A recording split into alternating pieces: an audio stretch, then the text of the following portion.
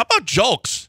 How about the way that Julks is hitting right now? How about the way good. Dubon is? Listen, McCormick, Dubon, and Julks playing a major offensive role for this team over the last 3 to 5 games is highly unexpected. Corey Julks is in the lineup now on a regular. Hey, guys from the minor league become major league players. Maybe this guy's going to become a legit dude. I mean, he deserved the shot after that. He was a long shot though. Everybody thought during spring training it was going to be Justin Durden.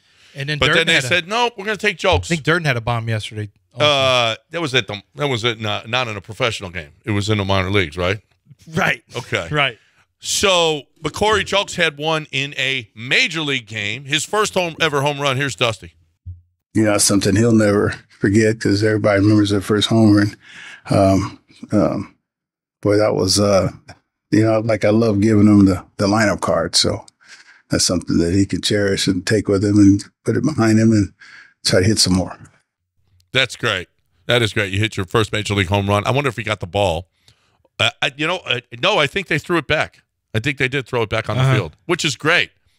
It's a tradition that started in Wrigley Field, throwing the ball back on the field. And for a guy who hit his first major league home run, thanks. I appreciate it. I know. Right? I don't have to pay you anything. I don't have to give you a bat, nothing. Throw it back. Yeah. Julks' family's like, throw it back. You know what they do, though? What? The kids out in the outfield, they'll give you a ball that they got in batting practice, and you throw that one back as opposed to the ball that was a hit for the home run. Wait, what? Yeah. That happens a lot. Wait, tell me that again? So, kids that are there for batting practice and the home runs and balls are hit out there. I know this happened at Minute Maid last week, as a matter of fact, because the guy wouldn't throw it back. And then all of a sudden, a ball comes flying out of the stands. It was a batting practice home run ball that they throw back, and you keep the real ball from the game. Oh, yeah. That's a good way to go about it. If you find a kid that's got a home run ball, and you give him $10, give me that ball, and I'll throw that back. To me, you take the ball, you desecrate it in some way, and then you throw it back on the field. Like, you want it so bad, Julks? Here you go. Well, what? No, what you want to desecrate Julks' home run ball? No. If I were the opposing team, yeah. Well, anybody who wants their home run ball back. How do you want to? You want to put a booger on it? You want to wipe something with it? What? Yeah. How are you desecrating it? Yes and yes. What? You could spit on it. You could just what? The old You're gonna wipe? Yeah. You want to wipe the ball? I mean, worst case scenario, you put it in your armpits and give it a little. That's not the worst case. No, wiping with it. Maybe that's best case. I think though. You ever wipe with a baseball before? No, you got your clothes on. Obviously, you just want them to see how you want them to see you disrespect the baseball. It's more of just. It's more for the camera. Yeah. Just so they know, hey, not only am I throwing a baseball back, I want you to know this is how much I despise your team. Okay, I'm wiping myself. You don't think anyone would ever do that for the Astros? Our team's the most hated team in baseball. You don't think anyone would, before they threw it back, would try to desecrate the baseball? They're going to hit a garbage can first. Don't hurt everyone's feelings with your garbage can talk. I love that people think that's still an effective move.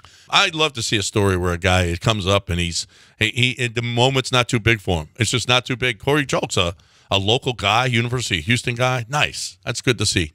So Patrick Creighton was talking about Christian Javier's decrease in velocity of late. I hadn't noticed it, but he went back and went through even his first start and then this start, and he was looking at it, he was up to 95 last year in that neighborhood, and he's not getting up there. He's hitting in 92, 93 right now. And that fastball, here's what happens, and I'm going to I heard this from Kurt Schilling a while ago, and you asked Roger Clemens. As fastball pitchers, these soft tossers, they get tired as the season goes on. Yeah. Fastball pitchers get stronger. Uh-huh.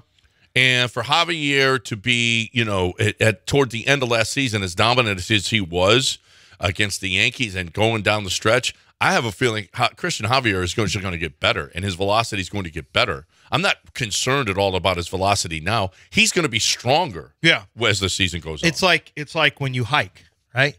When you hike, you're going to be a better hiker, right? But the more you hike and hike, the more you lift and lift, the more the more you do stuff, the more basketball you play, the better shape you get in, basketball shape. It's the same thing with pitching. I mean, this is nothing new. It's now it is something to keep an eye on because velocity does matter, especially with the way that he throws his hard slider is a big deal for him. But you just keep an eye on that on Fangraphs. You'll be able to keep track of the velocity and was not just Fangraphs, but there's websites where you'll be able to chart that. I think you'll see him eventually get back to that 95 as his standard fastball. He'll get to it. But it is something to keep an eye on, velocity, because when the velocity goes down, there's something going on. Right. There's something physically going on. Because that's a pretty big difference if he's hitting he's working around 92, 93, and he's not working at 95. That's a pretty significant difference. 2 miles an hour may not seem like it, but it's pretty significant.